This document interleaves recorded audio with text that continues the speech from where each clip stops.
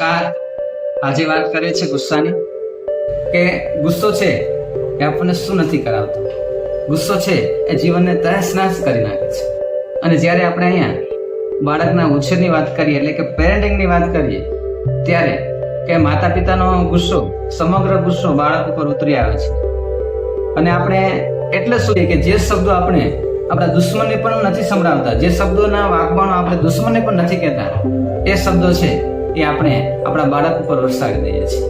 અને ક્યારેક ક્યારેક આપણને એમનો અફસોસ પણ થાય, પસ્તાવો પણ થાય કે હવે હું આવી રીતે મારા બાળક ઉપર ગુસ્સો કરીશ નહીં।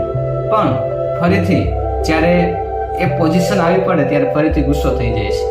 અને આમ જોઈએ તો આ જે કરેલો સંકલ્પ છે એ બીજી વાર ગુસ્સો કરવા માટેનું એક પ્રકારનું ઈંધણ બની જાય છે, બળતણ બની જાય છે। તો ગુસ્સો કરવો જોઈએ કે ના કરવો જોઈએ? અને જો ગુસ્સાનો નિયમન આપણે કઈ રીતે કરી શકીએ?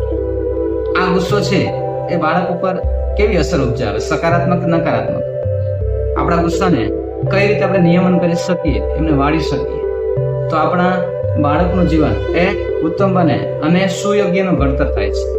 તો એ માટે અમે લઈને આવી રહ્યા છીએ વેદ પેરેન્ટિંગ મંત્ર, કે આ મંત્રની અંદર આપણે જાણીશું કે બાળકના બાળપણનો વિકાસ કઈ રીતે, બાળકના માઇન્ડનો, એમના બ્રેનનો વિકાસનો સૌથી મહત્વનો તબક્કો કયો, અને બ્રેન ડેવલપમેન્ટ કઈ રીતે કરી શકાય, એમની સાથે આપણી વૈદિક પદ્ધતિનો સમન્વય, કે આપણી પરંપરાગત જે શ્રેષ્ઠ પદ્ધતિઓ છે એની અંદર બાળપણના વિકાસ માટેની કઈ કઈ એવી પરંપરા છે કે જે આપણને ઉપયોગી છે, એમની વાત કરીશું।